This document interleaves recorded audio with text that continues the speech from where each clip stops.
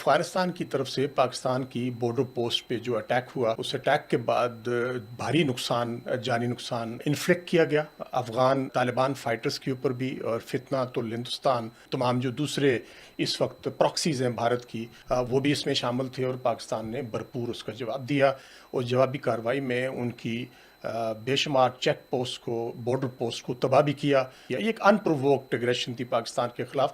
پاکستان نے ہمیشہ افغانستان کا ساتھ دیا، ڈپلومیٹک فرنٹ پہ بھی پاکستان نے افغانستان کی ہمیشہ سے مالی مدد بھی کی۔ پاکستان نے 4 ملین افغان ریفیوجیز کو ہوسٹ کیا، تمام طالبان قیادت کے فیملیز کو پاکستان میں ہوسٹ کیا، ان کو میڈیکل فیسلٹیز دی جب وہ سوویت یونین کے خلاف بھی لڑ رہے تھے، اور اس کے بعد بھی جب 9/11 کے بعد بھی تمام گورنمنٹس کی طرف سے سینکشنز تھی طالبان کے اوپر۔ ابھی بھی طالبان کے اقتدار سنبھالنے کے بعد بھی کوئی ریکگنیشن ان کو نہیں دی گئی، بیکاز ان کی جو اس وقت ٹریٹمنٹ ہے with women, with education, with human rights, اور افغانستان کے اندر اس وقت کی جو سچویشن ہے، اس کے باوجود بھی پاکستان نے اپنے افغان بہن بھائیوں کی مدد نہیں چھوڑی۔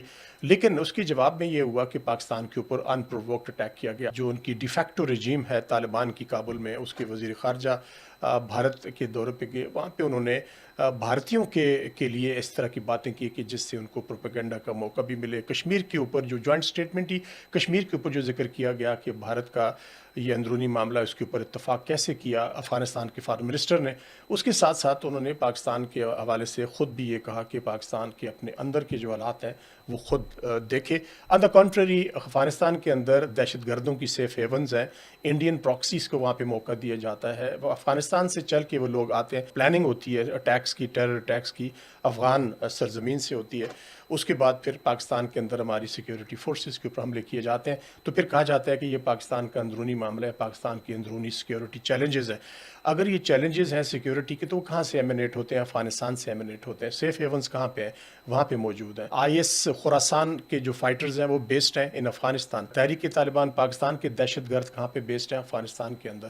تو پاکستان نے جو جوابی کارروائی کی، بھرپور انداز سے کی، اور بہرحال کوشش پاکستان کی ہے کہ اس کو ڈی ایسکیلیٹ کرے۔ پاکستان ایسکیلیشن نہیں چاہتا ویسٹرن بارڈر کے اوپر، ویسٹرن بارڈر کی اس طرف جو ہے جو لوگ ہیں وہ بھی مسلمان ہیں، اور ڈیوائیڈڈ ٹرائبز ہیں دونوں اطراف کے، مگر اس بات کو افغان گورنمنٹ نے بھی ریئلائز کرنا ہے۔